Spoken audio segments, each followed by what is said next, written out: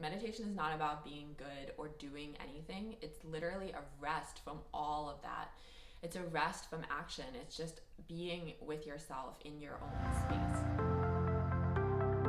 I think that all of us are so unique. No one has ever lived your life before. The combination of talents and experiences and goals and fears and intuition that you have has never existed before on this planet. So you have to be able to listen to yourself and guide yourself. That is the way that you're going to start blossoming and things will start unfolding for you. So at a certain point, I really committed to listening to my intuition. It's scared sometimes to speak up if you don't listen to it.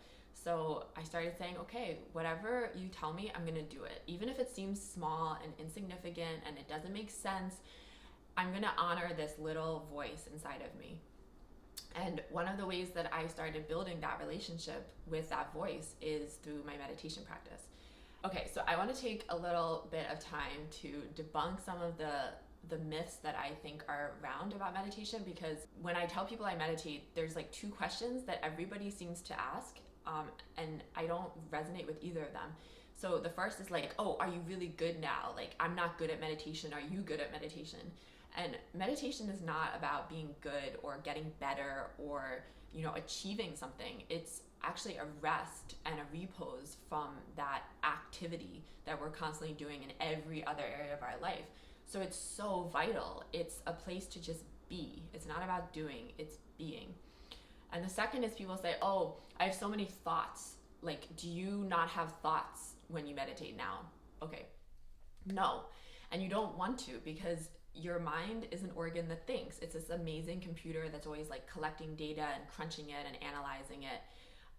And that's just what your mind does.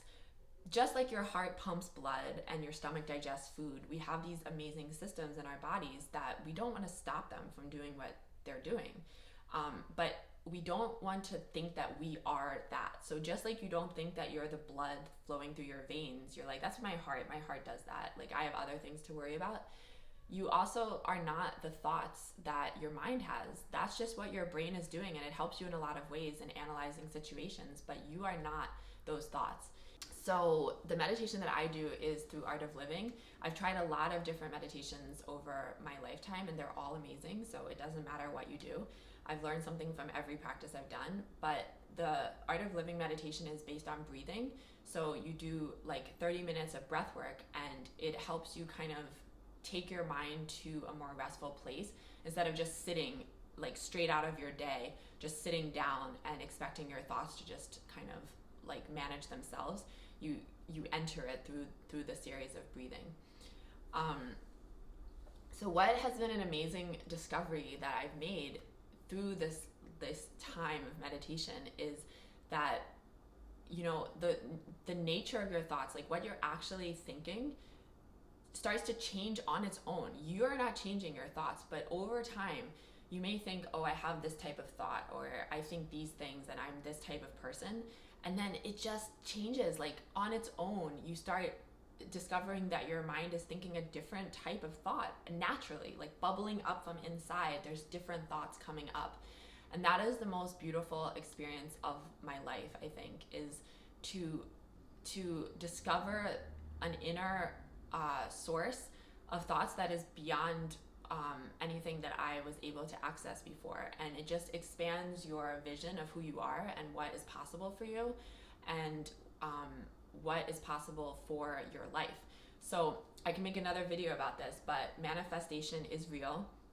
And for me, manifestation is finding like a harmony with the inner state that you're in and your exterior world.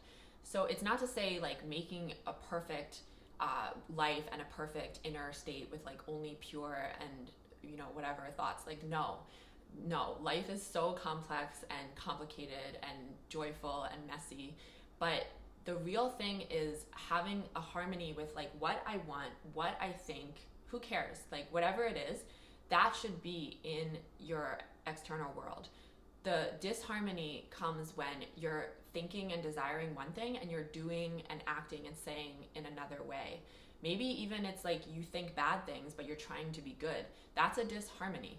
So meditation can harmonize like the nature of what is going on inside with the exterior world, and that is when it becomes easy. Like you're moving through your own energy effortlessly instead of fighting it constantly. So this is, to me, what manifestation is. It's like moving with your energy like water, and not trying to change it. So I really, really recommend meditation for these reasons, and it's changed my life. And so I'd love to know what you think about all of these things, because as artists, there is no clear blueprint for our lives. Like in another career, it might be more straightforward. You know, we might get a degree in something, find a job in that, and you sort of like climb this ladder. That's easy, and so there's less fear and there's less uncertainty. But as an artist, you really have to create and shape your own trajectory. And so that's why it's so important to have something to rely on and fall back on. So this is what I've learned for myself. I would love to know what you think and if this is helpful. So please do let me know in the comments below.